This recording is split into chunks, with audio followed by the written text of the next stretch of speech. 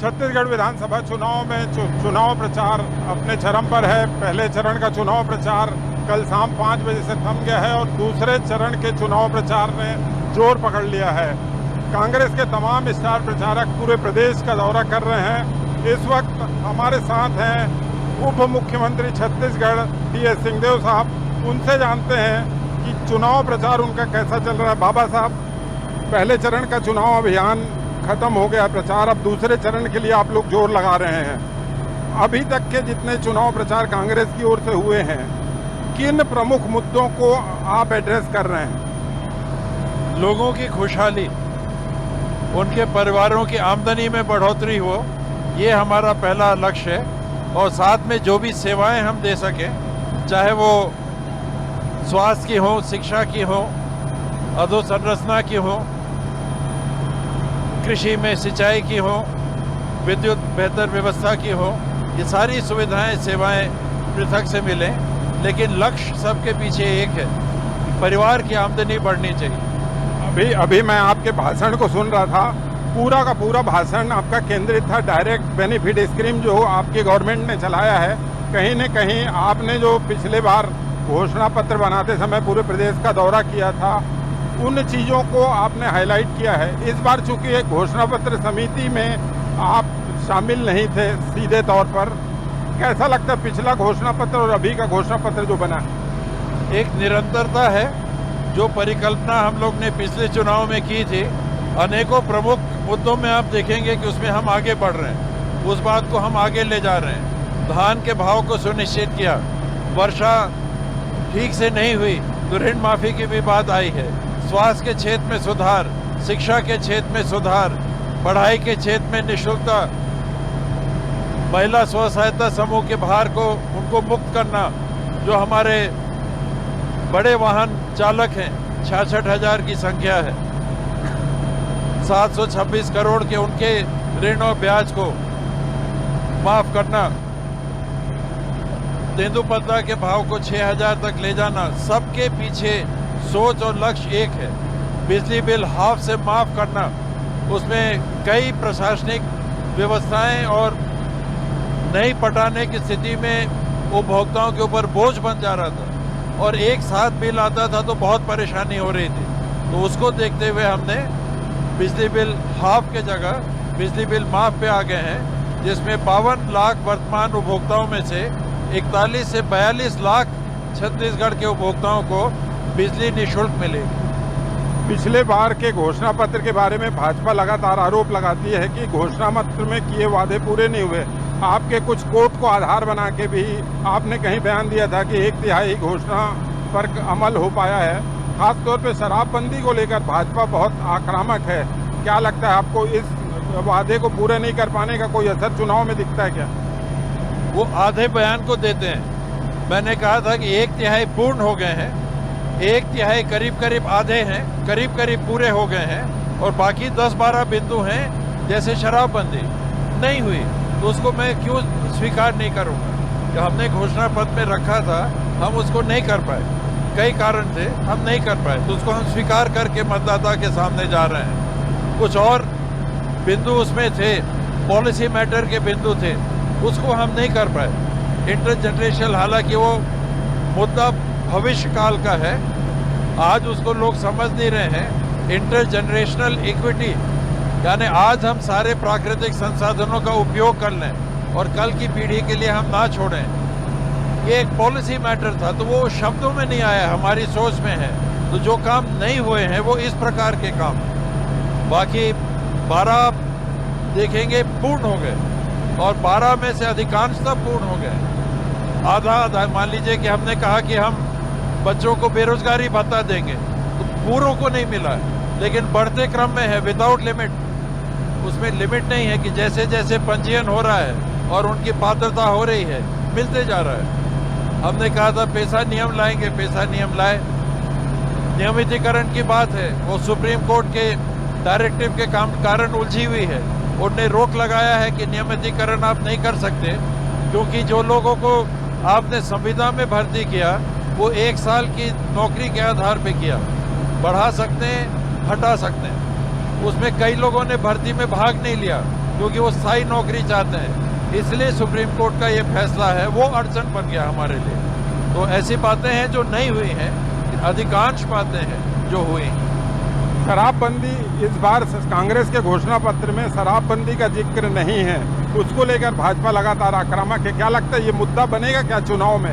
नहीं बनना चाहिए, क्योंकि पब्लिक को मालूम है कि पॉलिसी इम्प्लीमेंटेशन के स्टेज में है। एक कमेटी बनाई गई थी और उस कमेटी ने अपनी रिपोर्ट दी है जिसमें अब सरकार को आगे काम करना है, तो उसको सरकार ने छोड़ा नहीं है। कांग्रेस की सरकार ने ये कभी नहीं कहा कि हम शराबबंदी नहीं करेंगे। कांग्रेस की सरकार ने कहा कि एक आप अपने पहल से समाज आगे आए और शराबबंदी में स्वयं, मैं अगर शराब पीता हूँ तो मैं संकल्प लूँ कि मैं नहीं पीऊँगा, एक रास्ता है। दूसरा रास्ता, हम गुजरात में शराबबंदी है, मैं अहमदाबाद गया, मैं शराब का सेवन नहीं करता, लेकिन लोगों ने मेरे को बोला कि आपको होटल में, आपके कमरे में कौन सी शराब चाहिए, जो शराब चाहिए उपलब्ध हो जाएगी। ये कैसी शराबबंदी? तो ऐसे रिपोर्ट को लेके समिति आई है, उसमें आगे काम नई सरकार आएगी वो करेगी। अभी जो भाजपा ने अपना संकल्प पत्र जारी किया है, जिसे मोदी की गारंटी कहा जा रहा है, उसमें महिलाओं को डायरेक्ट बेनिफिट देने का वादा उन्होंने किया है कि प्रत्येक विवाहित महिलाओं को 1000 रुपये दिया है। इस बात को लेकर भाजपा प्रचारित बहुत कर रही है कि कांग्रेस ने महिलाओं के लिए अपने घोषणा पत्र में कुछ नहीं रखा, जबकि यहाँ पर महिला वोटर ज़्यादा हैं। तो आखिर क्या लगता है, इसका नुकसान होगा क्या? इसमें सीधे सीधे आप देखेंगे उनने 12,000 का और महिलाओं के लिए नहीं किया, एक सीमित वर्ग के लिए किया। उन्हें महिलाओं के लिए नहीं किया है, उसमें भी डंडी मारी। कांग्रेस ने अगर ऋण माफी की है तो एक एक एकड़ के पीछे 20-20 हजार रुपए कम से कम के लोन की माफी है, एक एकड़ के पीछे। वहां भी तो महिला परिवार की सदस्य। बिजली बिल माफ हो रहा है, 200 यूनिट तक का बिजली बिल माफ होता है, तो वो अपने आप में 1000 रुपया महीना से कम नहीं होता है, तो 12,000 रुपये तो वहीं पर हो गए। महिलाओं के स्व सहायता समूह के ऋण माफ करने की बात की है, ये सीधे महिलाओं को लाभ है। तो अपने अपने तरीके से बात को प्रस्तुत किया गया है और ये चर्चा में है कांग्रेस में। अभी आगे देखिए इसमें क्या निर्णय होता है। क्या लगता है कांग्रेस इसको अभी और खास तौर पे दूसरे चरण के चुनाव के लिए पब्लिक के बीच ले जाने के लिए कोई स्ट्रेटजी बना के रखी क्या? नहीं, ये अभी तो हमारी ये घोषणा है। आपने देखा कि 20 बिंदु आए हैं, अंदर का मैटर अभी नहीं आया। भारतीय जनता पार्टी ने भी 20 बिंदु का घोषणा पत्र जारी किया और 47 पन्ने साथ में दिए, तो हमारा अटैचमेंट अभी आया नहीं। क्या लगता है अभी जो आने वाला चुनाव है उसको देखते हुए अभी जो अचानक ईडी सक्रिय हुई है छत्तीसगढ़ में और मुख्यमंत्री को टारगेट करके जिस तरह से ये कहा जा रहा है कि सीधे 508 करोड़ का भ्रष्टाचार वीडियो जारी कराना और चुनाव के पहले चरण के ठीक 2 दिन पहले इतना प्रेशराइज करना, इसको आप किस तरह से देखते हैं? हम लोग को मालूम था कि वो यही करेंगे, हमारे लिए कोई नई चीज़ नहीं हुई, क्योंकि ये रोज़ हम लोग बैठते थे, रोज़ बात करते थे कि इनके पास और कुछ नहीं है, ये ऐसे ही करेंगे। और कांग्रेस का महाधिवेशन हुआ, आपने देखा, उसके 2 दिन पहले उन्हें छापेमार कार्रवाई की। अब ये चुनाव आ रहा है, इसके 2 दिन पहले फिर उन्होंने वही काम किया, तो हमको मालूम था कि वो ये करेंगे। इनने जो कार्रवाई की है उसमें स्वयं आप देखें कि लांछन भर लगाया। उनने स्वयं ये नहीं कहा कि ऐसा है, इसकी जांच करनी है, एक सनसनी पैदा करना। जिसके पास नगद मिला उसके बयान को आप आधार मान रहे हैं। मेरे को अगर पैसे मिले तो मेरे पास आप पैसे पकड़ो ना, फिर मेरे ऊपर कार्रवाई करो। तो आप तो लांछन लगा रहे हैं, जैसे राजीव गांधी जी के ऊपर लगाया, बोफोर्स। उनके मृत्यु के बाद 10-12 साल बाद सुप्रीम कोर्ट ने कहा इसमें कुछ नहीं है, उनको पूर्ण रूप से दोषमुक्त किया। लेकिन दुर्भाग्य से उनकी मृत्यु के 12 साल बाद ये फासिस्टवादी ताकतों की यही सोच और यही षड्यंत्र की प्रवृत्ति है कि ऐसे शगुफे छोड़ो, ऐसे माहौल बनाओ कि कहीं ना कहीं लोगों का ध्यान भटक जाए। यूपीए की सरकार के समय 1,84,000 करोड़ का कोयला स्कैम, 9.5 साल तक आप सरकार में थे, क्या हुआ? 1,30,000 करोड़ से ज्यादा का 3G स्कैम, आप 9.5 साल सरकार में, क्या हुआ? यानी खोखली बातें। उस समय माहौल बनाने के लिए तात्कालिक लाभ आपको उस समय मिला, रावजी जी के समय मिला, लेकिन अब मतदाता परिपक्व होते चले जा रहा है और हनुमान जी को भी आपने कर्नाटक में उतारा तो वो आपका साथ उनने नहीं दिया। केरल लेटर्स को आपने उतारने की कोशिश की, उसका प्रभाव निर्णायक नहीं हुआ। तो मतदाता परिपक्व है, वो जानता है ये ईडी ये तो चलाते रहेंगे लोग। करिए ना, आप देश के प्रधानमंत्री हैं, आप देश के गृह मंत्री हैं, जांच एजेंसियों के काम का आप परीक्षण करते हैं, आपके परीक्षण में काम हो रहा है तो आपको तो मालूम होना चाहिए, आपको तो कार्रवाई करनी है। लांछन लगाना आपका काम थोड़ा ना, आप लांछन लगाते हैं, आप आरोप लगाते हैं। यानी इससे गैर जिम्मेदाराना काम और क्या हो सकता है कि देश के प्रधानमंत्री और गृह मंत्री आरोप लगाएं। आपको वहां आरोप लगाने के लिए जनता ने नहीं बैठाया है, कार्रवाई करने के लिए बैठाया है। आप कार्रवाई करिए, लांछन मत लगाइए। सबूत है तो उसको पेश करिए, नहीं है तो तब तक आपको नहीं बोलना चाहिए। आप ऐसे जिम्मेदारी के पद पे बैठे हैं, लेकिन वो मौके का लाभ उठाने में चूकते नहीं। एक सवाल और था कि अभी जो कांग्रेस ने अचानक 3 महीने पहले आपको डिप्टी सीएम बनाया, फिर कलेक्टिव लीडरशिप में चुनाव लड़ने की बात कही, तो ये पूरा एक्सरसाइज का कितना लाभ दिख रहा है आपको? लाभ की बात नहीं है, समय और परिस्थिति के अनुसार निर्णय लिए जाते हैं। 28 जून को हम लोग को दिल्ली बुलाया गया था, कांग्रेस के कुछ सीनियर लीडर्स छत्तीसगढ़ के थे। हम लोग 24 अकबर रोड में मीटिंग में थे, जिसमें कार्य योजना और समीक्षा करनी थी चुनाव की तैयारियों की। उस समय ये निर्णय हुआ। वहाँ खड़गे जी थे, राहुल जी थे, वेणुगोपाल जी थे, शैलजा जी थी और भूपेश भाई थे, महन जी थे, मैं था, अकबर भाई थे, हमारे जय सिंह अग्रवाल जी थे, ताम्रध्वज भाई थे, शर्मा जी थे, सत्यनारायण शर्मा जी थे, धनेन्द्र साहू जी थे, मोहन मरकाम जी थे। ये हम लोग को बुलाया गया था और वहाँ ये निर्णय हुआ कि जॉइंट लीडरशिप में हम चुनाव लड़ेंगे और इसकी अगुवाई हमारे सिटिंग सीएम हैं वो करेंगे। और उसी दिन डिप्टी सीएम का भी निर्णय हुआ। तो ये 28 जून की बात है। लेकिन इससे आपको नहीं लगता कि कहीं न कहीं मतदाताओं में कन्फ्यूजन की स्थिति रहेगी कि इस बार सीएम कौन बनेगा? नहीं, इसमें सिटिंग सीएम है, हम चुनाव जीतते हैं तो सबसे पहले लाइन में वो क्यों नहीं खड़े रहेंगे?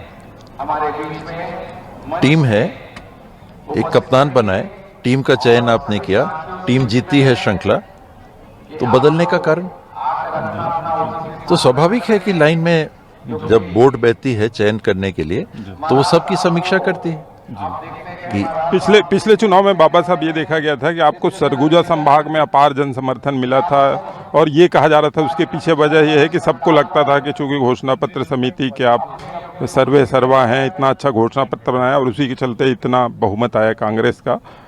क्या लगता है आपको सीएम नहीं बनाने के कारण क्या इस बार कुछ नुकसान सरगुजा संभाग में दिख रहा है? उस समय ये बात थी, ये सच्चाई है, लेकिन ये बात केवल सरगुजा में नहीं थी, ये बिलासपुर में भी थी महन जी को लेके, ये दुर्ग रायपुर एरिया में थी भूपेश भाई को लेके, ताम्रध्वज भाई को लेके, यही सब बातें थी और लीडर्स को ले यही बातें थी। अपने साथ के लोग अपने व्यक्ति को आगे बढ़ाना चाहते हैं, स्वाभाविक है, वो वाली बात थी। पार्टी की तरफ से कोई ऐसे संकेत नहीं थे और जो काम जवाबदारी मिलती गई हम लोग करते गए। 14 की 14 सीटें सरगुजा संभाग में आई।